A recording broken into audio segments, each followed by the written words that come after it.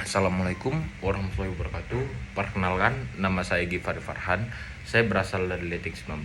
Guna saya membuat video ini untuk memenuhi tugas mata kuliah saya, tugas UTS dalam mata kuliah Resolusi Konflik dan Perdamaian kelas 11 yang dibimbing oleh Bapak Kalisni. Saya ingin menjelaskan sedikit mengenai anatomi konflik. Konflik ini merupakan suatu proses antara dua kubu atau lebih yang dimana salah satunya ingin berusaha menyingkirkan kubu lainnya, dengan cara menghancurkannya atau membuatnya tidak berdaya. Ya, dalam suatu masyarakat akan ada satu kubu atas yang ingin menguasai kubu bawah.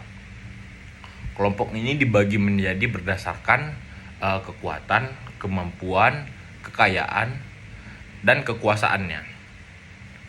Sedangkan kalau kubu bawah akan ditindas karena tidak memiliki kekuasaan, kemampuan, kekayaan, dan kemampuan dan kekuasaan. Tidak juga memiliki yang dimiliki oleh kubu atas, atau juga memiliki tapi tidak memiliki semua yang dimiliki kubu atas. Maka kubu bawah ini akan ditindas dan disuruh menjalankan kehendak dari kubu atas tersebut. Terjadinya konflik dapat dilatar belakangi oleh kondisi sosial meliputi dominasi sosial politik dan kondisi intelektual, juga kondisi biografis. Kondisi sosial meliputi dominasi politik, eksploitasi sosial, dan perkembangan ekonomi. Kondisi intelektual diantaranya idealisme, naturalisme, dan paham evolusi dan pragmatis. Sedangkan kondisi biografis mayoritas berasal dari kelas ke bawah, mengalami pendidikan pada masa pencerahan, kemudian karir politik dan akademik. Dalam itu semua pastinya terjadi pemicu konfliknya, diantara lain komunikasi. Komunikasi bisa terjadi konflik karena dapat menimbulkan kesalahpahaman di antara pihak, karena mungkin kurang dari cara segi bahasa atau dari nada, itu dapat juga membuat atau memicu salah satu terjadinya konflik. Juga ada namanya struktur. Mungkin dari struktur ini juga dapat menjadi pemicu konflik dikarenakan antara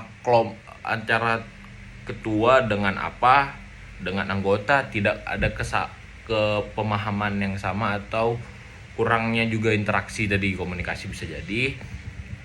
Terus ada dan itu semua juga ada perbedaan antara kelompok sosial baik secara fisik maupun mental. Perbedaan budaya seperti adat istiadat, agama, prinsip, ataupun pandangan hidup. Juga ada perbedaan antara kaum mayoritas dan minoritas, perbedaan kepentingan pastinya, perbedaan yang terjadi sering dengan perubahan pola pikir di masa sekarang. Terus ada dari solusinya agar pemecahan konflik yang solusi pemecahan konflik agar tidak semakin merambat dan memanas. Salah satu upaya pemecahan konflik yaitu dengan melakukan intervensi dari salah satu pihak, melakukan mediasi dan rekonsiliasi. Dari pihak yang melakukan mediasi dan rekonsiliasi dibutuhkan sebagai faktor penengah antara individu atau kelompok yang mengalami konflik yang terjadi. Jadi orang yang mediasi atau rekonsiliasi bisa dibilang dikatakan orang penengah atau orang ketiga. Orang ketiga yang bertujuan baik untuk menyelesaikan masalah tersebut.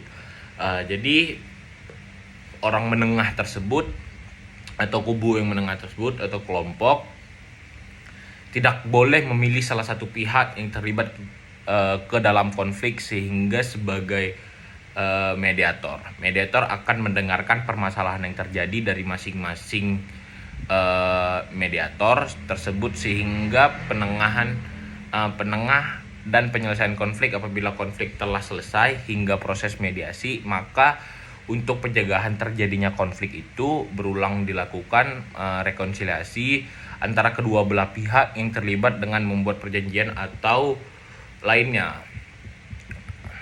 Mungkin itu saja yang bisa saya sampaikan.